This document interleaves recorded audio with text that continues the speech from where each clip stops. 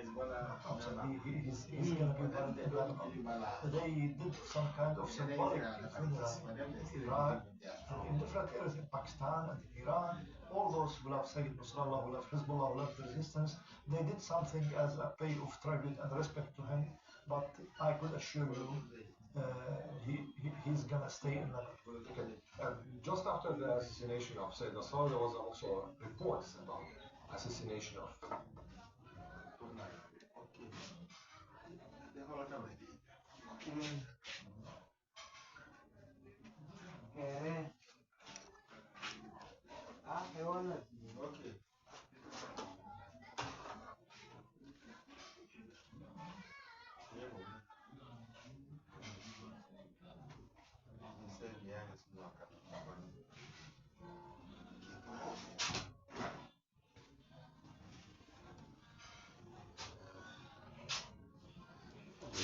Making us on a soldering that there is no problem.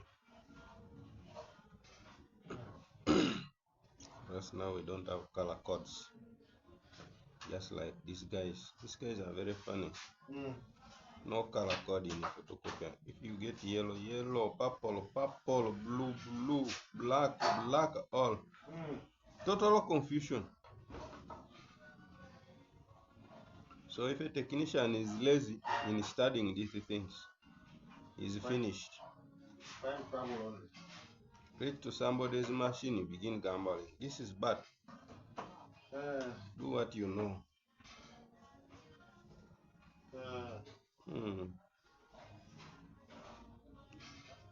That's why those people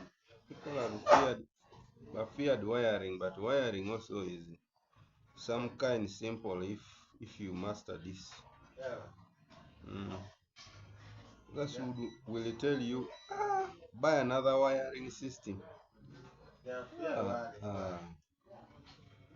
Most of them feared wiring. They actually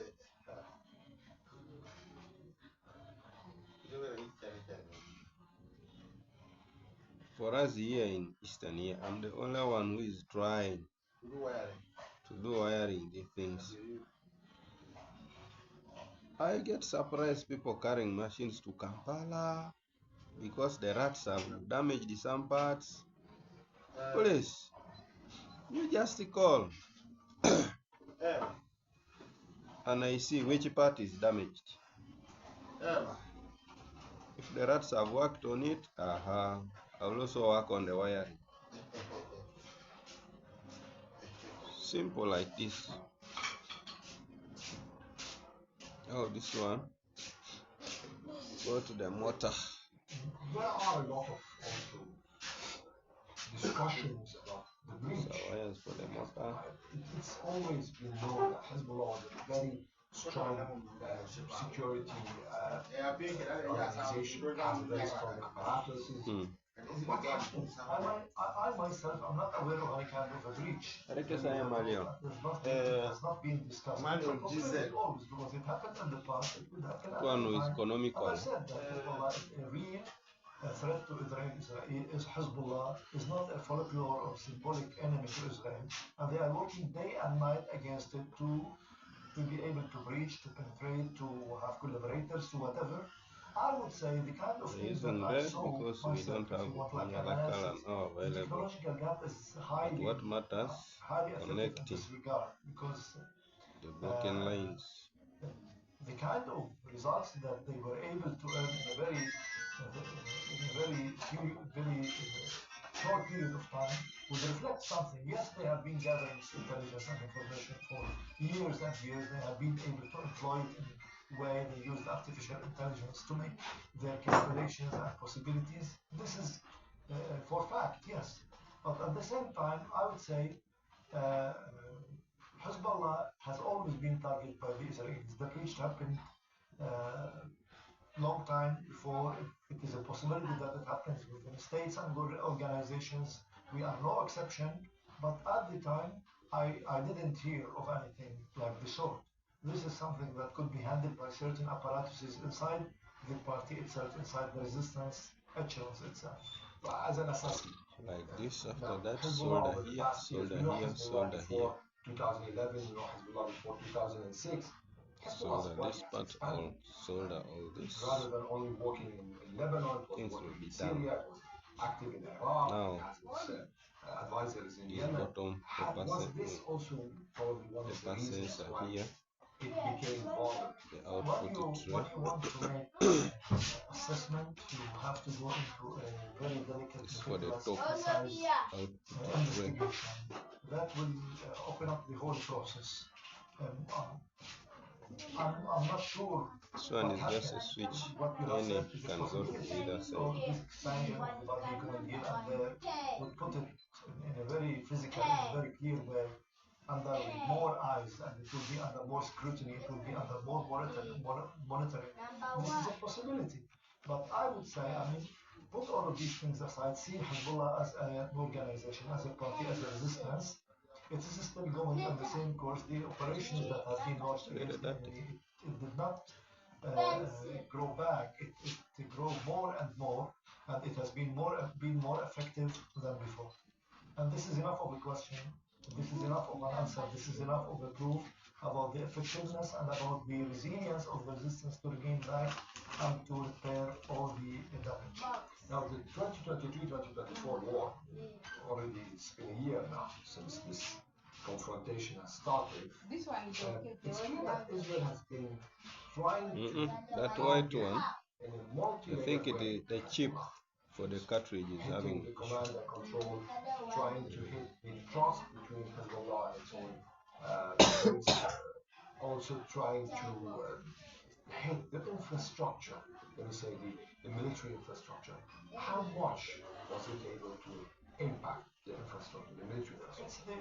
See the results. I mean, all things could be assessed, or all things could be weighed properly when you see the results.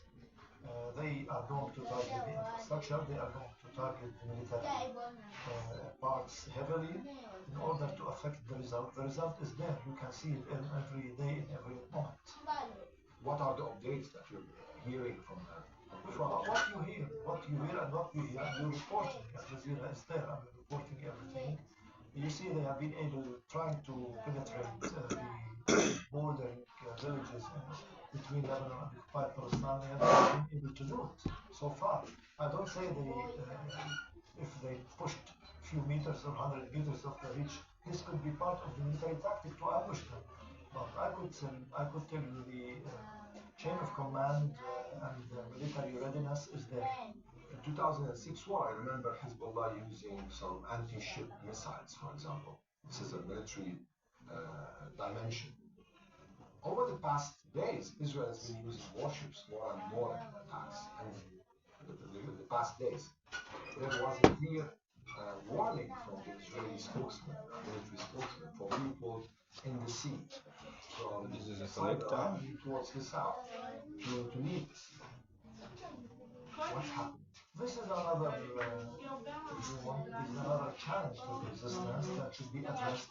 And I believe the people who are into this specialty, they might be doing their responsibilities in this way.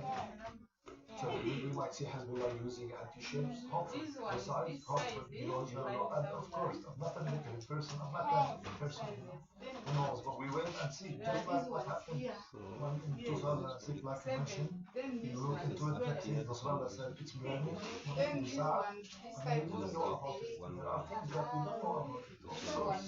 So this is within all in the hands of the military, so we wait and see. We have this clear differentiation between the military and the It's not that we have this differentiation or whatever. We all Hezbollah and we are proud and honored to be Hezbollah.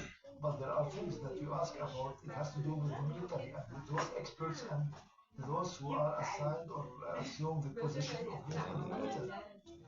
That I don't know This about. one is not It is a sounding kind many. of The other one is down. very tight or close to those who work on it. I'm not aware of it. Dr. Musa, politically, right now, This Hezbollah one. is delegating in a way or another to Speaker Nabil Berri to negotiate with the mediators. It's not the first time. This one What will about connect to them, on the internal side? to this one. We have to wait and see. First, we're talking here about the confrontations that are taking place. We're talking about following the ways in order to alleviate the suffering of the people,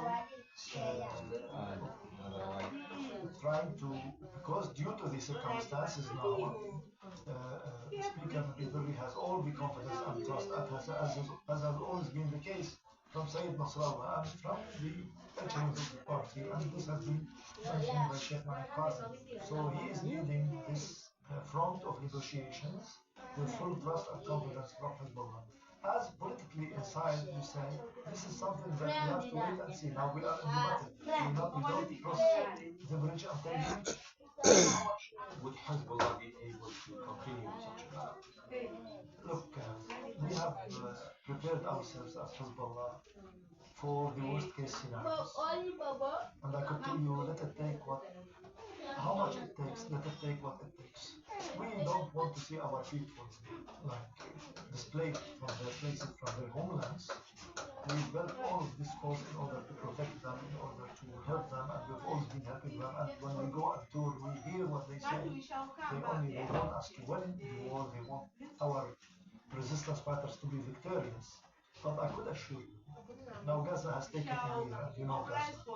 If all the experts, all those in the military, they know how much Hezbollah has capabilities, and you're talking here about sophisticated, complicated terrain of demography or geography as well. You're talking about valleys, you're talking about mountains, you're talking about an open big front. You could talk about Hezbollah is ready for all cases, for all worst scenarios.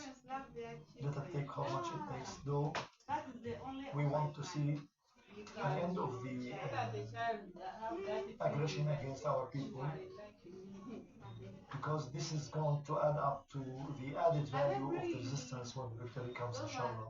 The victory that we are sure we are going to attain it again and again. What about your internal partners in the country, Lebanon, some of them who are against this war from the beginning? Look, I mean, here you have to go to the history, to the roots of the issue. Lebanon has always been a paradoxical history for all. I mean, the build-up of the country itself, the way it looks into Israel. Some has never viewed Israel as enemy. Some has collaborated with the enemy.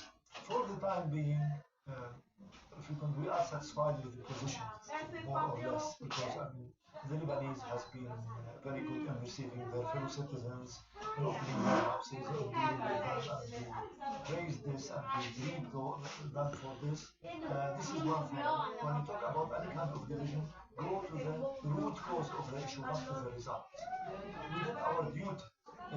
We did our duty in this. I mean, I would like to say an anecdote to you about someone. There were 4 partners in a camel. You know, the camel at the last times, it was like you have a 6-wheel. See, it's a vehicle, a huge vehicle. So during like one of the 4 partners came and he took one of the legs of the camel and he tightened it. So in the night, the camel went the next process is soldering the joints. and then the 3 partners came and told the 4th partner, we have to compensate us back for the money because you have caused this. Hadn't you done this, it would have been okay. And then they went to the Prophet, and Prophet said to them, peace be upon him, he has done his share of the camel. Have you done your share? Have you done your job? The camel would be okay. You have to compensate for it. Again, when I say that we are resisting and we are paying our real blood, when you talk about our Secretary General, when you talk about the leaders that have sacrificed their lives for the cause of the country and the liberty and dignity, you know what's happening. And now, Israel has not won the war, Israel has not been able to push into inside Lebanon, yet they want to dictate and they want to impose their conditions, and their greed and ambitions cannot stop at any moment. Dr. Rahim Musawi, member of Hezbollah's parliamentary bloc in the Lebanese parliament, thank you for talking to us. Now through census.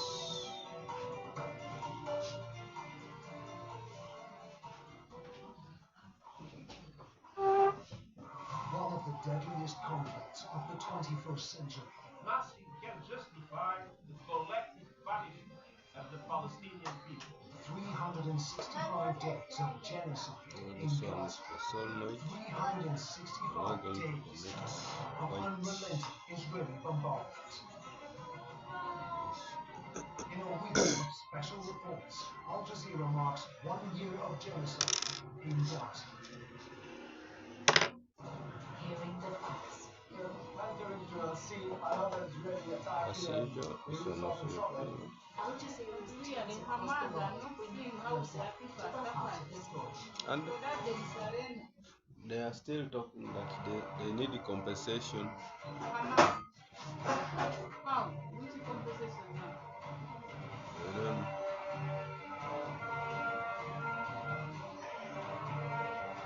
Compensation for what? People have died out, but they want money.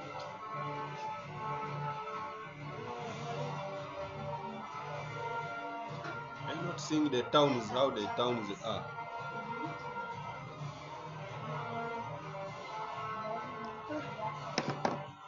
My wire is going to be not enough. An International Let me check. Anti-Corruption Excellence Award. Nominate your hero now. I think this wire will not be enough. First call him. The wires have become many. The damaged ones.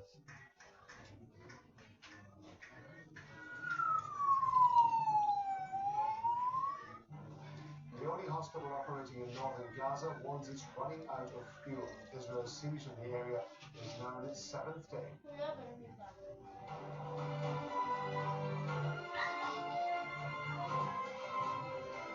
I'm not practicing this is Al Jazeera live from Doha. Also coming up, the Lebanese army says 2 of its soldiers have been killed in an Israeli attack on a military center in the south of the country. Hezbollah accuses the world of ignoring Israel's strikes on central Beirut and attacks on UN peacekeepers. And a parallel war weaves out Israel's attacks on the Kulikuwa ni wire enda like that. past 12 months. Tada utumire kwa It's igulu. part of a special coverage of the genocide in Gaza.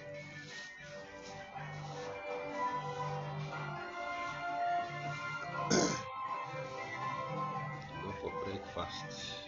We're going to begin in Gaza, where one of the last integrate the population and the resistance to stand against Israel and try to liberate the Lebanese territory. That was the role of Rafiq Safar with the Lebanese institution, if not directly engaged against Israel. Therefore, he was not in contact with the Israelis, not working with the Palestinians, and he was only coordinating internally. This is where we see two aspects of this war. One on the front and one on the domestic front. On the front, we see the military aspect. Domestically, we see a kind of road toward the civil war. When Benjamin Netanyahu, Israeli Prime Minister, came out asking the Lebanese to react against Hezbollah. It's saying Hezbollah is weaker than ever. The Americans are asking from the speaker and the Lebanese government to cut off Hezbollah from the parliament, from the government, to try to distance Hezbollah from any decision, which basically they are saying to the 33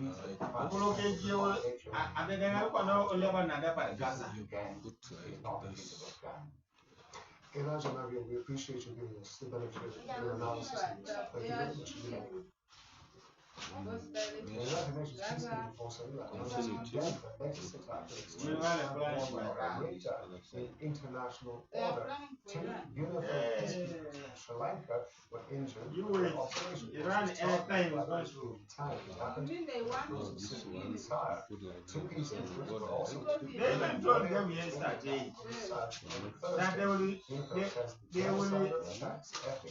They will not know what has happened and it happened. Multilateral system. You want to give them a surprise happen. Mr. President Lloyd Austin has commented on the attacks. We're going to get more than That's the round shot them.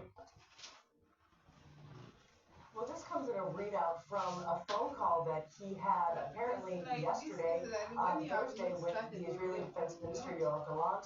Just to give you a little bit of context, Gallant was expected in Washington on Wednesday.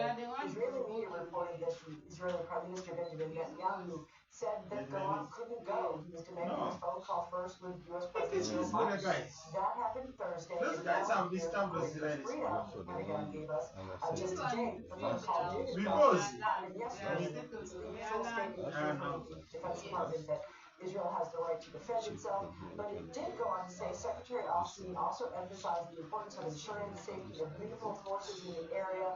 They need to begin transitioning to a diplomatic solution. And we don't always hear this, especially from the Defense Department. They talked about the dire humanitarian situation in Gaza, and the Secretary called for urgent steps to address it. And this is more than we've heard from the Pentagon. Just yesterday, the Pentagon spokesman, General Pat Ryder, was briefing. He was asked about that, and his answer was incredibly vague. He said, I can't confirm the reports or corroborate. I refer you to the Israeli Defense Forces to talk about that. And they reiterated that what Israel says is happening, the U.S. believes is a limited ground operation, in his words, to target Hezbollah infrastructure.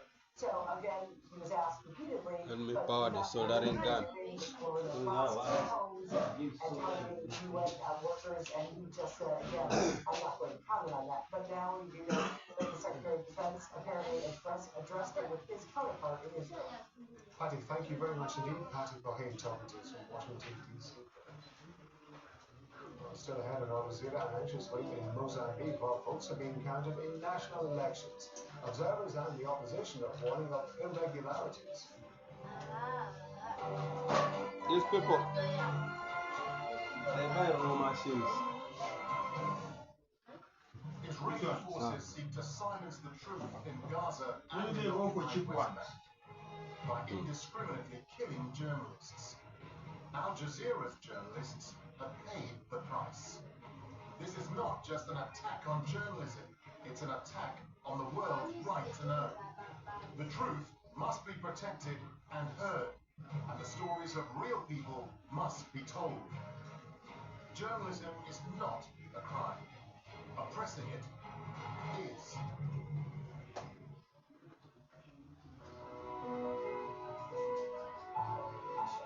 So those people went again and attacked the Al Jazeera journalists.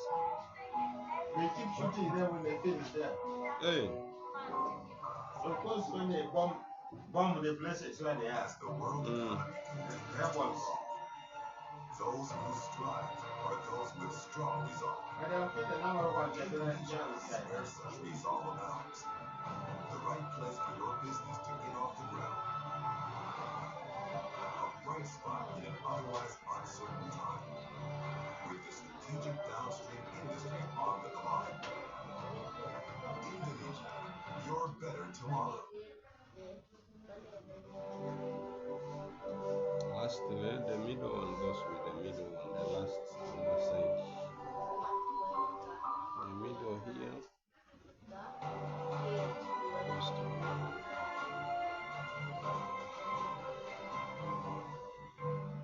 Watching Al Jazeera, reminder about top stories this hour.